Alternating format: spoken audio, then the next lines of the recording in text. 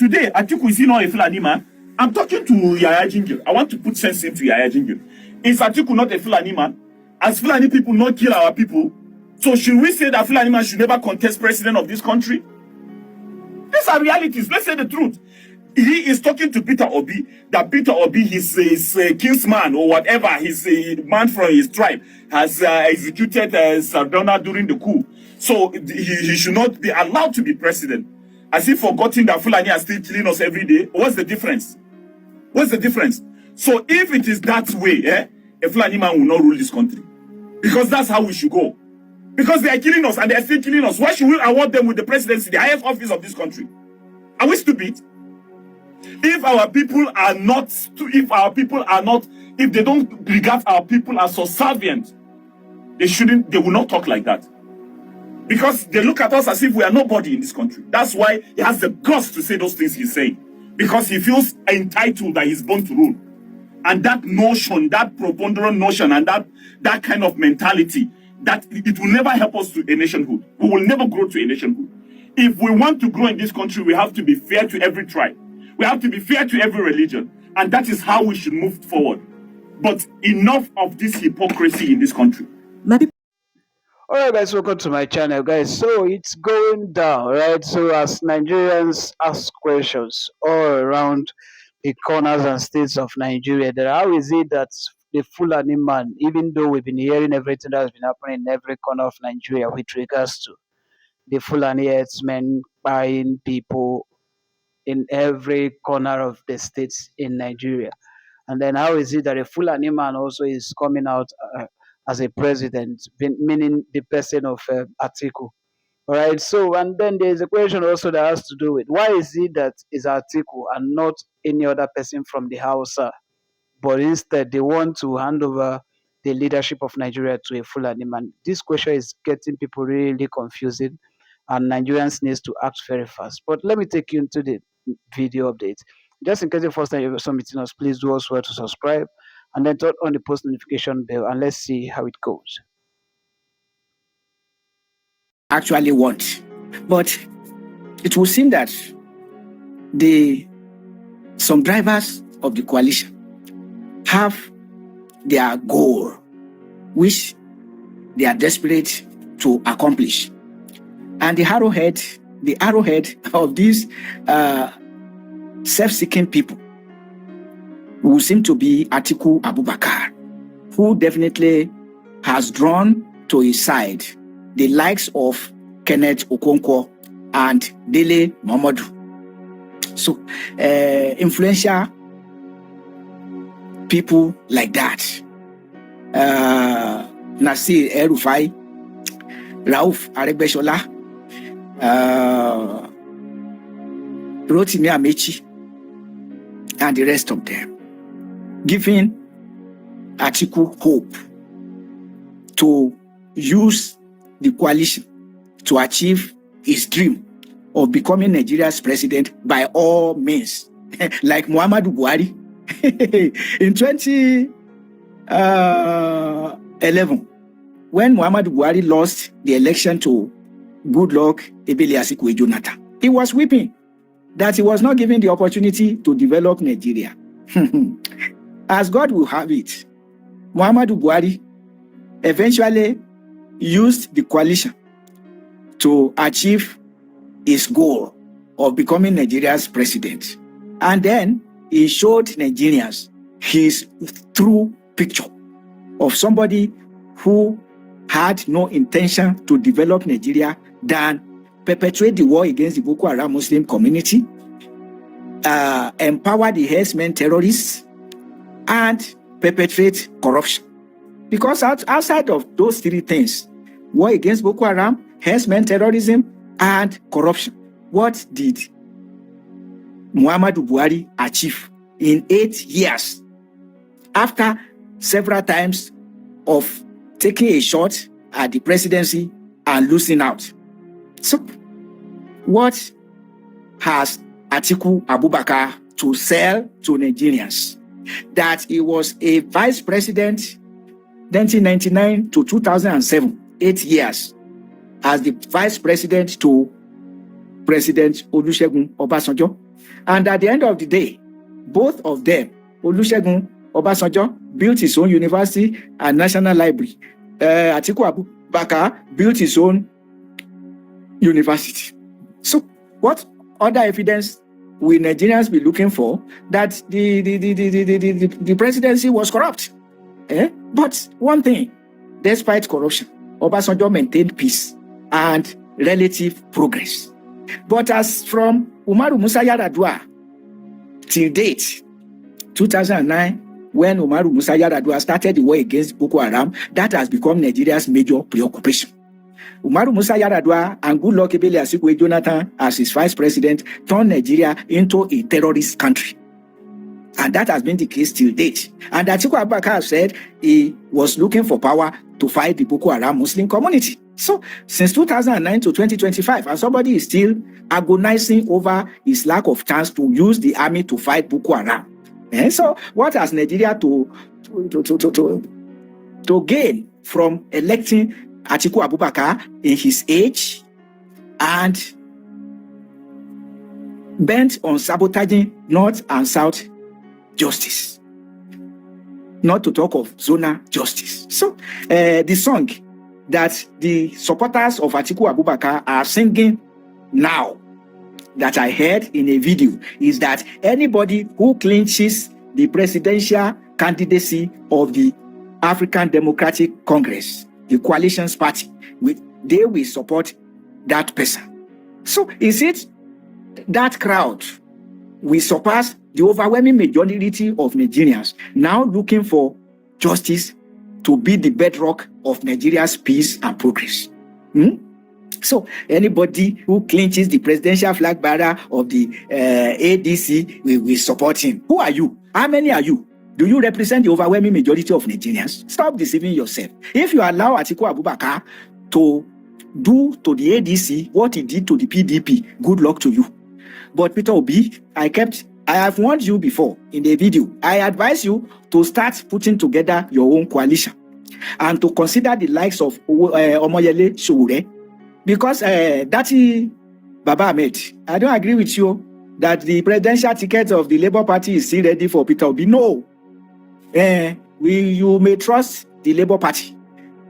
Most Nigerians don't trust the Labour Party, led by Joe Ajaero and Festus Osifo, who, after whining and dining with President Bola Ahmed Tinubu, accepted 70,000 as minimum wage instead of 250,000 naira minimum wage.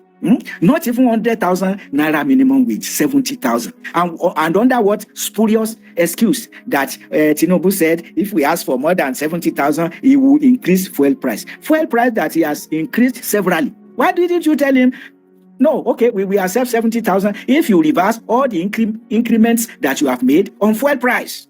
Aha. So, Dati Baba Ahmed, you are so sure of the Labour Party. I am not sure of it. And any right-thinking Nigeria will not be sure of the Labour Party.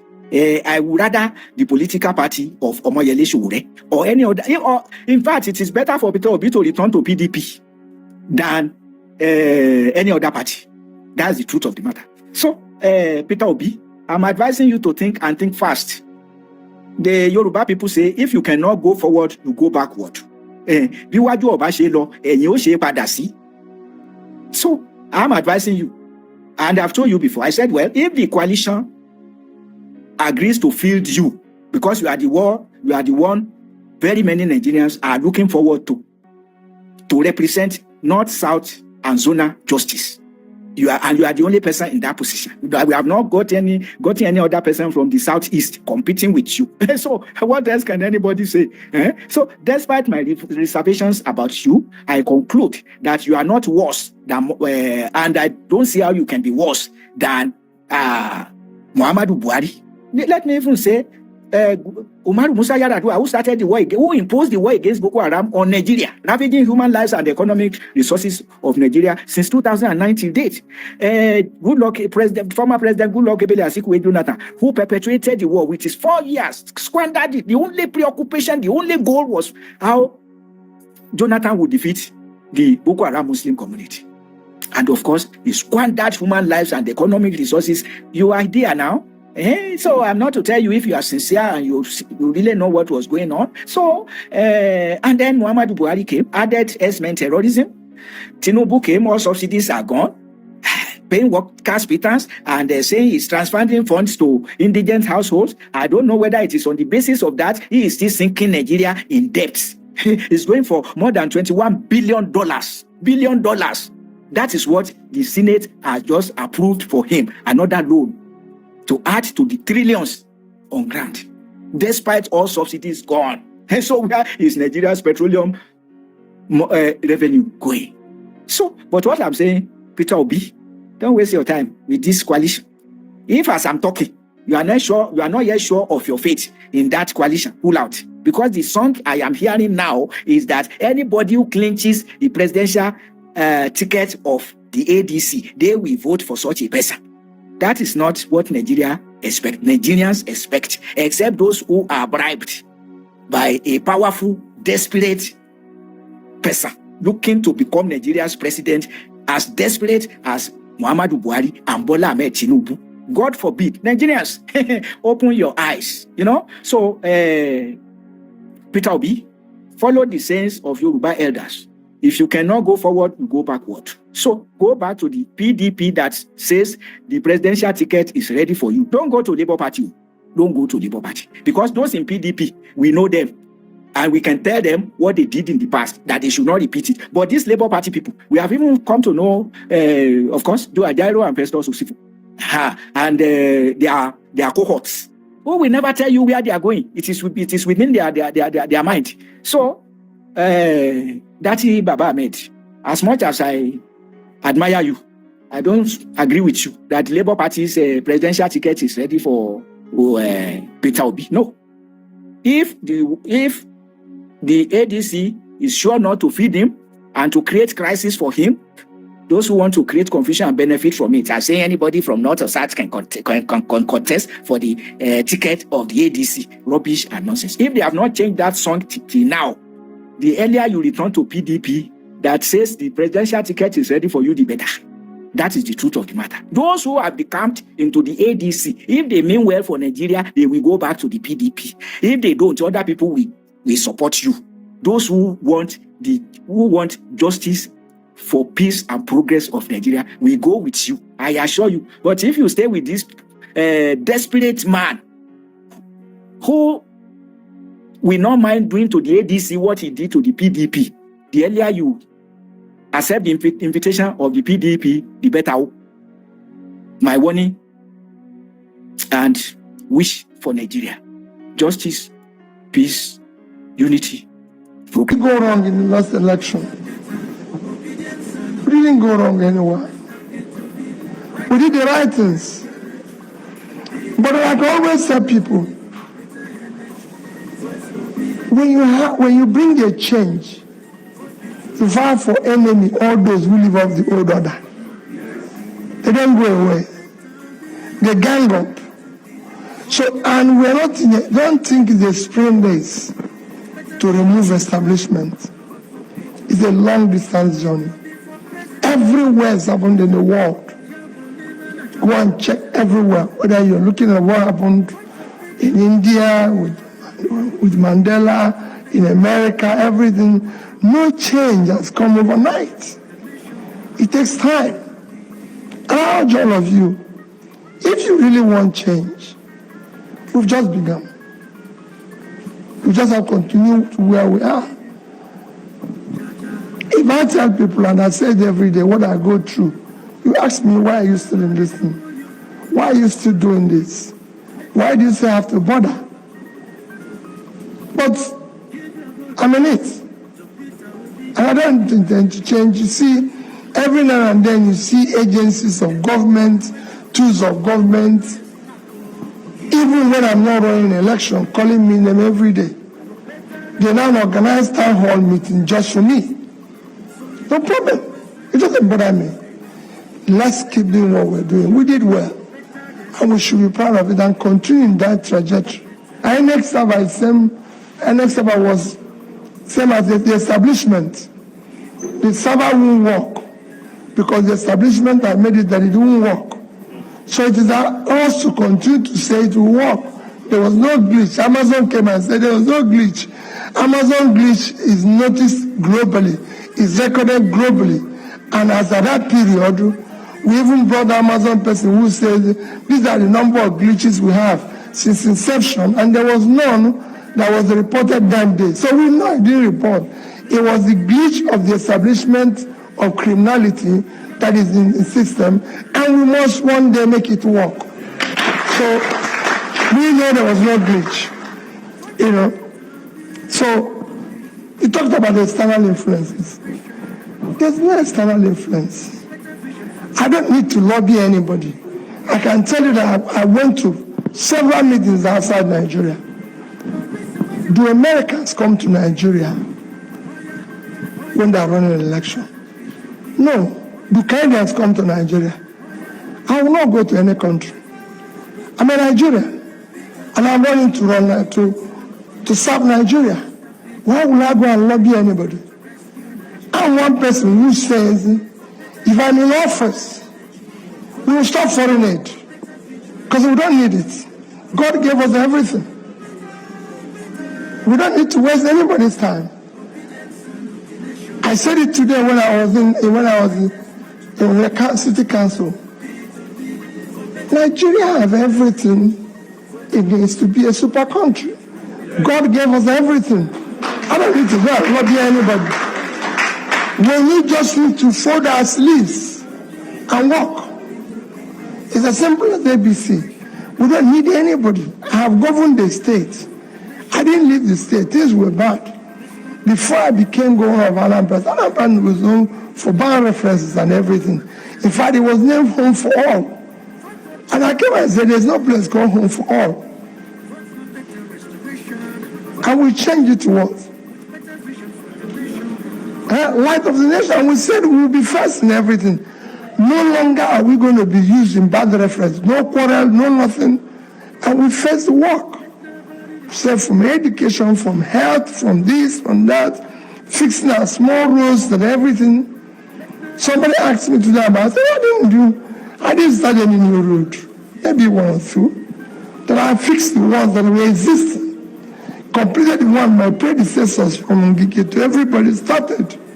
That's what we should do. We don't need any influence. We want external relationship.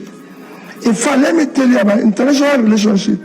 The more developed, the more you dig in and do the right things, the more you earn your respect internationally. Yeah, that's true. China didn't start by coming to beg America. Neither was Vietnam, neither was India. Today, India is being celebrated.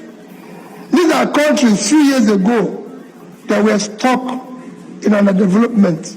If you don't know, within what we're talking about China, India today, between year 2000, which was just yesterday, and year 2015, China put 439 million people out of poverty. India did 260 million out of poverty.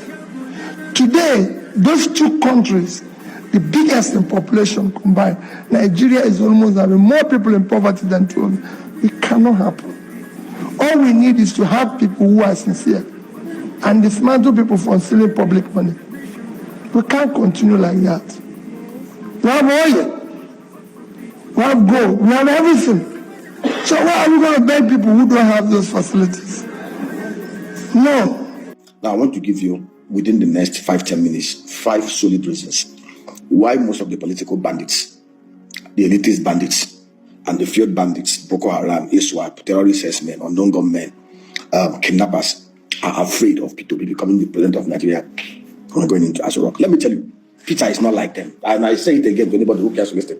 Peter is not your conventional Nigerian politician.